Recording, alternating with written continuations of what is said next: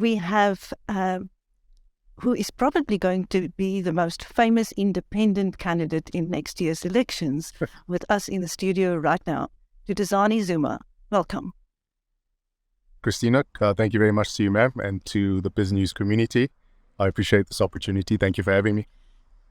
Mr. Zuma, or Duduzane, if I may, please tell us. Yes, you can. Please tell us why you have decided to contest next year's elections, not as a member of the African National Congress, but as an independent.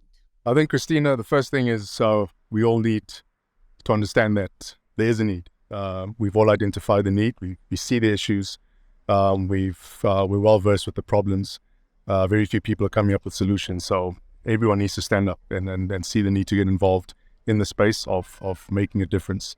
So from my side, firstly, I've identified the need like everyone else.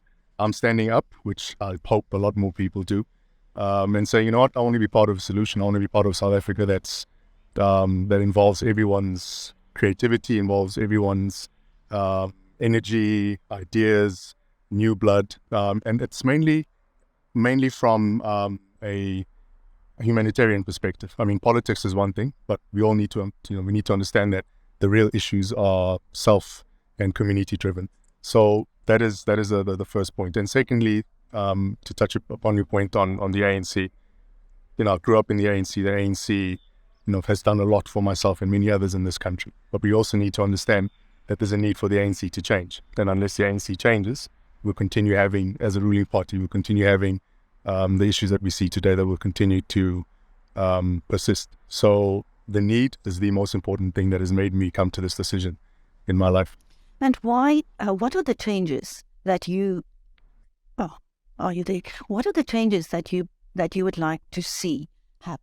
I think mainly is more people standing up and wanting to be a part of the difference. More people are having less complaints and getting more involved in not just decision-making capacity, but taking action, doing things. I think a lot of us are guilty of being passengers. Some of us feel helpless, and what I'm saying is there's no need to feel helpless, disenfranchised, disappointed with the situation. We need to stand up. We understand those issues. We understand the problems. We can't sit and keep having these conversations. Let's stand up and get things done. And then more importantly, we have a society that is willing to do things, that is willing to see change. Unfortunately, not many people are willing to take that stand. It comes with its criticism. It comes with its insults. It also comes with its positivities, no doubt. But we have to take the bull by the horns. And it's a country that we believe in. It's a country that we know has got the biggest potential, not just in Africa, but on the global stage. And we're willing to take it to that next level, including everybody, no matter what your race, religion, tribal background.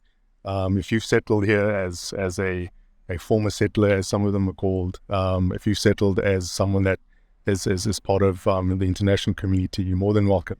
Obviously, if your paperwork's in order. The rest we'll deal with as we move along. But this is a journey for everyone to get involved. Less politics, less politicking, less political rhetoric, and more action. Just people just wanting to make a difference in their communities and in our society. What do you stand for as an independent candidate? What are your policies? Why would people want to vote for you? I think firstly, I am current. I'm 40 years old, so I think I fit into the best of both worlds. I'm that bridge between what is on its way out and the incoming. Without this bridge now, which is my generation and people that are like-minded, I think we will have a problem. I stand for continuity. I stand for a generational hand-me-downs, generational continuation. I stand for peace. I stand for prosperity. And most importantly, I stand for togetherness, so inclusivity. This is an inclusive journey. If we don't come together as people of South Africa and keep the political colors aside, keep the political parties and sloganeering, which has been happening, we're not going to progress. So inclusivity, as much as we may have people that have, and we have the people that they have nots, we cannot forget about the poorest of the poor. We have to include them on this journey. Otherwise, we're going to miss the trick. I've noticed that you've spent a lot of time on the ground since you entered politics. What are people asking you for? What are they asking you to do for them? Christina, I'm happy you've asked that, because I think when we speak with authority, and the reason we speak with authority is because we're able to have these discussions, have these engagements. There are people that will criticize a whole host of things, and we're able to have the discussion and have an outcome. And most times it's in a very respectful manner. People want to see change. The main complaints are crime, the issues of crime, as well as unemployment, and most importantly, there seems to be a dereliction of duties. So, the people that are supposed to be in positions doing things, making things happen, but they've become glorified spokespeople for those different departments, ministries, and government. So all I have to say at this point is what we stand for is something new, something completely different. People need hope. And do you feel that in your engagements with them, these engagements that you have been having, that you can give them that hope? Most definitely, I do give them that hope. People need to understand something about our societal setup in our country. I'm a black male, as you can clearly see. What we miss in this country are positive role models for people like myself. And I'm not speaking about myself in a singular perspective. It needs to be, plural. There need to be more black role models out there in all spheres. Whether it's sports, we have some of the people, business, you've got intellectuals, but in politics, I think we're missing this. And we need people that are from outside the traditional political setup to come into these spaces. So whatever your core competence outside of politics is, you need to step into these into these shoes and into these positions to say, you know what, I've lived this life. I've excelled. I've delivered in my capacity as a sportsman or woman, or as a businessman or woman, and I'm willing to take those lessons and implement them in the political space. Because what we have is traditional politicians that are using a very archaic, traditional political playbook, and it's not relevant to what it is today. So people do have hope in me, and I do have hope in them. They believe in me. They've said that I carry their hopes and inspirations to a certain degree. I believe I do, and I'm willing to take up that journey. As long as I have their support and their belief, I'm definitely up to the task. And do you feel that over the past 3 years that you've been canvassing, that you have been able to garner significant support to go forward? What I'll say is, it hasn't been 3 years. Yes, the political description of what the realm that I've entered into has been 3 years, but what we've been doing has been over a lifetime. There are many people that have done even more than I have in the NGO space, in the humanitarian space, and in the private space, whether it be individually or with different organizations. And fortunately for myself, it's come to the fore and it's been highlighted and spotlighted. There have been positives, of course, and there's been negativity, as we all know. And we'll take the sum total of both. And simply put, this is a new journey. This is something that everyone needs to come to the fore on. And it's not just political. This is bigger than politics. It's not just about canvassing. It's not just about campaigning. There's a time and a place for that. We understand the need for that. But this is about our people saying, you know what? We're tired of what's happening. We're interested in a different route. We're going to hold the people that are in power accountable for their dropping of the ball. But at the same time, we need to hold ourselves accountable, each other accountable as citizens of this country, because our silence, our majority being silenced, the voice in the messaging is unacceptable. So everyone needs to stand up and be a part of the journey. It does not have to be with me. It would be great if it is, but if not, focus and push people that are willing to do that as well. I'm taking a look around now. There's clearly not many options. And fortunately, people will understand that what it is that we're doing is serious and we mean business. And do you think that it is possible to change the political and financial courses in this country to the benefit of the people?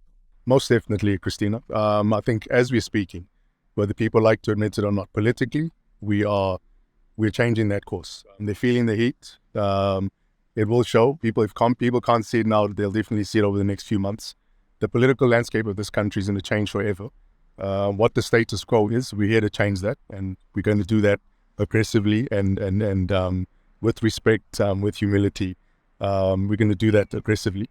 because the whole political landscape needs a complete overhaul. It needs a refurbishment, and we're those people that are going to do it. Economically, the language needs to change. There's no doubt about it. If you look at the varying views on which political construct will move us forward, socialism, communism, capitalism, and whatever other great constructs that exist, people present and speak about through university, through the secondary schooling level, into the political space. That needs to change. Unfortunately for people, the realization will come, and that realization will come through me. As much as people think I'm an enemy of establishment, that's not the case. I am pro-poor. I'm here to serve the people.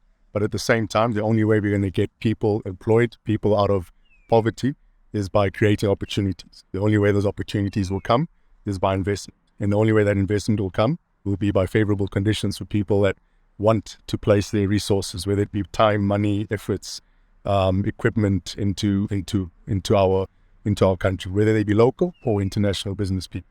And the only way that will be done will be through the doctrine of capitalism. We're going to take what we've learned, what we've experienced, the networks that we've developed and built over time in the business world, in the corporate arena, and copy and paste it straight into politics and into the political space and into what governance should be in government. Tell our viewers more about yourself, growing up, and things that have inspired you to be where you are today, where you see yourself as a leader who has presidential ambitions. How did you come to be here today? I came to be here today from quite an interesting journey. I was born to a political family. Some people may know a gentleman named Jacob Zuma. Or they might not know him, but I came up under him. He's my father, and my mother. They moved during the apartheid time, went to exile. I was born in exile. I was born in Maputo, Mozambique. I've grown up in Zimbabwe, in Zambia, and eventually ended up in South Africa. Spent most of my time in Johannesburg and the north coast of KZN. And I've traveled the world. I've lived in Pakistan, in India. I've traveled to a lot of places, North America, in Africa, a lot of African countries. So I've learned a lot. I've been able to interact with interesting people at all levels of society, from presidents, kings, queens, down to the shack dweller, to the homeless man on the street, middle class. And unfortunately, our middle class has been depleted in this country, and that's something that we need to rebuild through investment and positive economic growth. With all the teachings and all that I've learned over a period of time, firsthand, I think I find myself in a unique position. I always speak about the three threats we have in this country, and I think it sums up what I stand for and what we are trying to avoid. Number 3 being racism, which is our issues between our different racial groups in South Africa, black, white, Indian. We've seen some of these issues play in the public space, unfortunately. The second one being tribalism, which is black on black issues. People from different parts of the country not seeing eye to eye for whatever reason. It's played into our economic space and most importantly into our political space. So if you look at even ruling party politics, that speaks volumes of how the country is run. And then number 1 being xenophobic. People having the dislike for foreigners, wholesale. And what I say about that is, firstly, we need to get along with our counterparts. I think we need to deliberately, meaning the racial counterparts, we need to deliberately work together, be seen to be working together and deliver to the people, whether you're in the private sector, in the government space, whether you are in the NGO space. It needs to be more apparent to people that we're working together, because that's what's happening. It's just not being showcased because it's in the interest of people for it not to be showcased. And then when you move to the tribal issues we have in our country, we need to mix it up a bit more. People from Limpopo, KwaZulu-Natal, the Free State, wherever we're in, Northwest, we need to be able to live amongst each other and not hate each other because of our cultural practices and cultural differences. And finally, when it comes to the xenophobic issue, I think it's unacceptable. We have no reason to hate other people from whichever part of the world they're in. Do we have an influx of illegal immigrants? Of course. But that's something that needs to be dealt with both ways. One, our systems need to be better suited to avoid these issues. Our home affairs database, our law enforcement, our security, border controls, and then that sort of thing. And then secondly, when it comes to our people, we need to be a whole lot more tolerant to people coming into our countries. We live in a world where we travel to other people's countries and we understand what it is they stand for, what those countries are about, and how they operate. And at the same time, finally, people that come into South Africa need to understand that this is not a free-for-all. If your paperwork is not in order, please sort your paperwork out, but that'll be done from outside the South African borders. And to the people that have naturalized, that moved here, more than welcome. A lot of people are contributing to our fiscus that have naturalized in our country.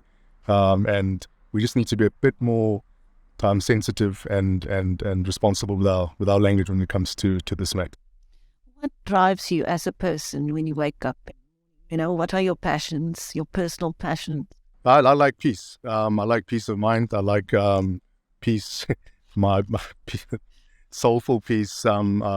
I enjoy it when everyone gets together. So if you look at the way I've been brought up, my circles, the people I call my friends, some of my relatives now, it's a very colorful picture. It speaks volumes of who I am and what I believe we should be. I'm not the only one that thinks like this, but it's something that once again will be more aggressively showcased because we live it and we mean it. And what drives me is us just getting along. We all have to get along. And then it irks me when I see people just using all sorts of useless excuses to not get along, turning a blind eye to issues that we should be dealing with. So those are things that drive me. And then of course I'm a family man, so my family, looking out for them, delivering to them, and getting that love back from them. That's what drives me. I think like everyone else, just safety, security, peace and prosperity. That's what I live for. When you dream of a future South Africa, where do you see this country in 5 years' time? In 5 years' time, including next year, which I think will be a cataclysmic shift in where South Africa is going, either in the positive or the negative, but we're pushing obviously for the positive. In 5 years' time, I think South Africa can regain its spot, not just only as a leader on the African continent, but in the global context. I do believe that we have the best of everything, from the shape and how our society is put together, from our geographical positioning on the continent. I mean, we have the trade routes that we're one of the global toll gates, ocean toll gates that exist in the logistics space, in the ocean logistics space. We also form part of the United Nations, the G20, except for now, Japan told us to take a hike, but we've been invited guests to the G7 and most times, and that speaks volumes. And then we form part of BRICS as well. So I think we are very, very well placed to be a key role player on the global scene. Are there any closing statements you wish to make, Mr. Zuma? Yes, I wish to make one. Thank you very much for that space, Christina. To the people listening, we are South Africans. We're here to work together. I'm part of that dream. I will be part of the solution that will be put forward to our journey for the next 50, 100 years. There's a lot happening elsewhere in the world. There's different conflicts that we're all aware of, the most recent one being the Russian-Ukraine issue. As much as we all have our opinions, we are South Africa. We've seen how we've handled conflict within our own country, leading us to where we are at today, which was one of the biggest talking points in global history, in conflict resolution, bloodless, of course. We are peaceful people. We are pro-peace. And whatever's happening in the world, we will do our best to resolve those issues in relation to how we resolve our issues. But we need to remember that we have a country to fix. We can't, it's no good telling the rest of the world how to do things when we haven't sorted out our issues in our country. We need to get our country right first, so we are in a better place position to say whatever we need to say and play whatever role we need to play. We will become a net importer, not an exporter, net exporter of whatever, goods, materials. We're going to reindustrialize this country. We're going to get this country working again. We're going to get people employed. And it's not going to be from a promise of job creation. I'm not here promising jobs. What I'm here is promising opportunities, and those opportunities will be created by investment. If we are not creating new businesses, if we're not protecting businesses from whatever issues exist, I'm not going to get into it now because there's many issues that exist. And we've seen some of them popping up, cartels and that sort of thing. You cannot hold people to ransom. People are here spending their money. People are investing in our country. We have to give them the best of what we have. We need to make them feel welcome. That goes for all of us. I'm a businessman. I'm a businessman entering into politics. I'm not a politician. I don't want to be labeled one because that comes with its own with its own descriptions. So I hope more people will take the stand. I hope more people will create the space to get involved and join all of us on this journey. It's not about me. I don't want people making it about me. I'm just saying I'm being brave enough to stand up and say, you know what, I'm going to put myself in the line of fire, and I expect more people to do so. And if we do not do that, then we have no one else to blame but ourselves if our country does not prosper. Well, I thank you for your time and for sharing your views with us. Mr. Zuma Duduzane, thank you very, very much. Thank you very much, Christina.